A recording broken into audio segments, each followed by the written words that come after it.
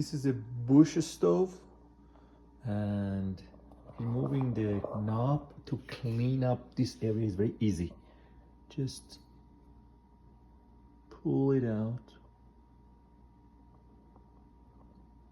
And then when you put it back, make sure the socket inside is aligned with the